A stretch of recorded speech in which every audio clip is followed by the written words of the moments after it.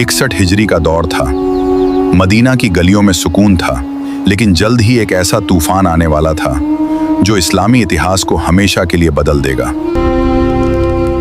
हजरत मुआविया की मृत्यु के बाद यजीद ने अपनी हुकूमत का ऐलान किया और पूरे राज्य से बैअत की मांग शुरू कर दी। जब यह खबर इमाम हुसैन तक पहुंची तो उन्होंने हालात की गंभीरता को समझ लिया। ये केवल सत्ता का मामला नहीं था, बल्कि दीन की हिफाजत का सवाल था। मदीना के गवर्नर को आदेश मिले थे कि इमाम हुसैन से हर कीमत पर बैत ली जाए।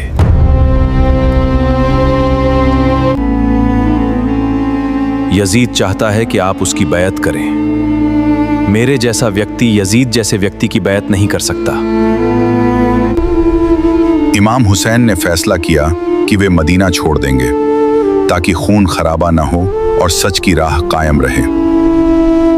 अपने नाना रसूलुल्लाह सल्लल्लाहु के शहर को छोड़ते हुए इमाम हुसैन और उनके घराने की आंखें नम थीं।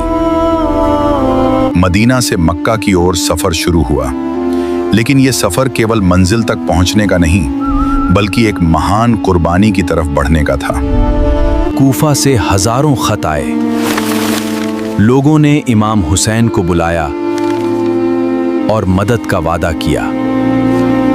अब फैसला करना था, क्या कूफा की पुकार पर भरोसा किया जाए या आने वाले खतरे को देखते हुए रुक जाया जाए। इतिहास एक नए मोड़ पर खड़ा था।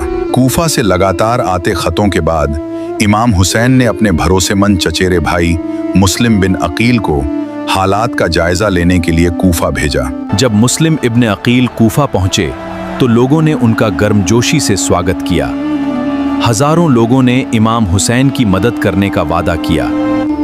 कूफा से अच्छी खबरें मिलने लगीं। ऐसा लग रहा था कि लोग अपने वादे पर कायम रहेंगे। उधर यजीद के दरबार में चिंता बढ़ती जा रही थी। कूफा में बढ़ता समर्थन उसके लिए खतरे की घंटी बन गया था। स्थिति को नियंत्रण में लाने के लिए उबैदुल्लाह इब्न जियाद को कूफा के गवर्नर के रूप में भेजा गया था। कूफा की फिजा बदलने लगी। धमकियां दी गईं, दबाव बढ़ाया गया और लोगों के दिलों में डर बैठने लगा। जो लोग पहले हजारों की संख्या में साथ खड़े थे, उनमें से बहुत से लोग डर के कारण पीछे हटने लगे। जैसे ही शाम हुई, मुस्लिम इब्न अकील ने खुद को लगभग अकेला पाया। जिन लोगों ने उनके साथ खड़े हो मुस्लिम बिन अकील ने बहादुरी और सब्र के साथ हालात का सामना किया, लेकिन संख्या और ताकत का अंतर बहुत बड़ा था। कूफा की स्थिति पूरी तरह बदल चुकी थी। अब एक ऐसी खबर इमाम हुसैन की तरफ बढ़ रही थी जो आने वाले दिनों का रुख तय कर देगी। आखिरकार मुस्लिम बिन अकील को गिरफ्तार कर लिया गया। उन्होंने आखिरी सांस तक सच्चाई का साथ नहीं छोड़ा और अल्लाह की राह में शहादत का दर्जा पाया। रवाना होने से पहले इमाम हुसैन तक हालात की सच्चाई की पहुंचाने की पूरी कोशिश की गई, लेकिन तकदीर अपना फैसला लिख चुकी थी।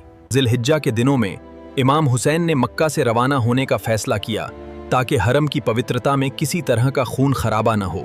काफिला रेगिस्तान की ओर बढ़ता गया।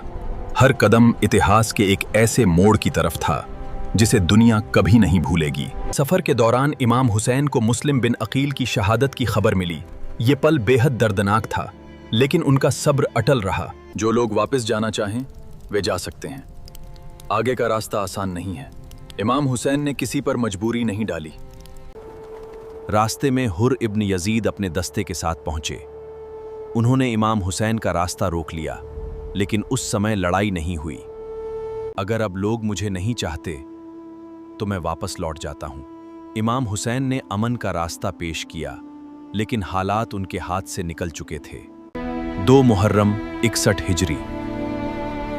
काफिला उस धरती पर पहुंचा जिसे इतिहास हमेशा करबला के नाम से याद रखेगा।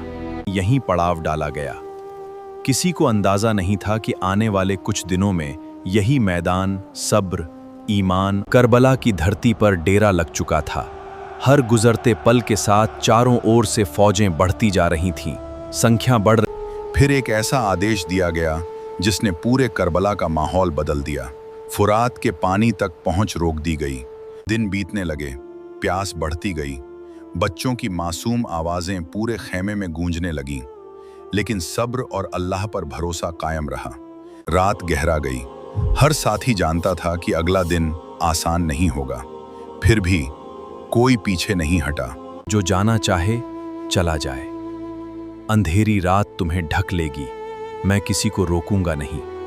लेकिन जब इमाम हुसैन ने अपने साथियों को आखिरी बार जाने की इजाजत दी, लेकिन एक एक करके सभी ने वफादारी का ऐसा ऐलान किया जिसे इतिहास आज भी, और हर बार अल्लाह की राह में शहीद होना पड़े तब भी हम आपका साथ नहीं छोड़ेंगे। आशूरा की रात इबादत, दुआ और कुरान की तिलावत में गुजरी। हर दिल अल्लाह की याद में मग्न था और हर निगाह उसी की रहमत की उम्मीद कर रही थी। 10 मुहर्रम की सुबह हो चुकी थी, सूरज उग रहा था, लेकिन उसके साथ इतिहास का सबसे दर्दनाक दिन भी शुरू हो रहा था। इमाम हुसैन ने आखिरी बार, तुम किसके सामने खड़े हो और किस बात के लिए लड़ने आए हो, बल्कि दीन की इस्लाह और हक की रक्षा है। इमाम हुसैन ने आखिरी बार लोगों को न्याय, सच्चाई और भगवान की याद दिलाई। उन्होंने समझाया कि उनका उद्देश्य सत्ता नहीं, बल्कि धर्म में सुधार और सच्चाई की रक्षा करना था। तान की हवा चल रही थी, दोनों तरफ सन्नाटा था। कुछ ही पल बाद इतिहास का वो अध्याय शुरू होने वाला था जिसे दुनिया सदियों तक याद रखेगी। आशूरा की सुबह, आखिरी कोशिशें भी पूरी हो चुकी थीं। अब इतिहास का सबसे कठिन इम्तिहान शुरू होने वाला था। इमाम हुसैन के साथी एक एक करके आगे बढ़े। उनका मकसद जीत नहीं, बल्कि हक और इंसाफ पर डटे रहना था। संख्या बहुत कम थी, लेकिन ईमान और सब्र की ताकत किसी गिनती की मोहताज नहीं थी। एक एक करके वफादार साथी अपने रब से मिलने की राह पर चल पड़े।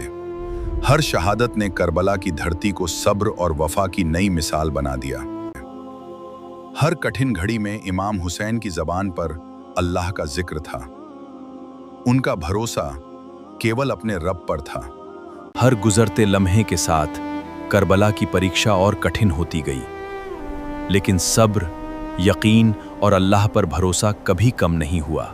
अब वो पल करीब था जब इमाम हुसैन स्वयं मैदान की ओर बढ़ने वाले थे। हर नजर उनकी ओर थी। करबला का पैगाम सिर्फ उस दौर के लिए नहीं था, यह हर दौर के इंसान को याद दिलाता है कि सच, इंसाफ और वो पल आ पहुंचा जब इमाम हुसैन ने अपने घराने और साथियों से आखिरी मुलाकात की। हर दिल भारी था, लेकिन हर जबान पर अल्लाह का जिक्र था। इमाम हुसैन मैदान की ओर बढ़े। उनका मकसद जीतना नहीं था, बल्कि हक, इंसाफ और दीन की हिफाजत के लिए आखिरी सांस तक डटे रहना था। फिर वो महान क्षण आया जब इमाम हुसैन ने अल्लाह की राह में अपनी जान कुर्बान कर दी। उनकी शहादत ने इंसानियत को हमेशा, करबला की धरती पर गहरा सन्नाटा छा गया, लेकिन उसी सन्नाटे से एक ऐसी आवाज उठी जो सदियों से इंसाफ और सब्र का पैगाम देती आ रही है। करबला केवल एक ऐतिहासिक घटना नहीं, बल्कि सब्र, ईमान, इंसाफ और अल्लाह पर अटूट भरोसे की हमेशा जिंदा रहने वाली मिसाल है। बजाती है। शहीद करबला की यह दास्तान हमें याद दिलाती है कि ताकत हमेशा संख्या में नहीं होती। सच्ची ताकत ईमान, सब्र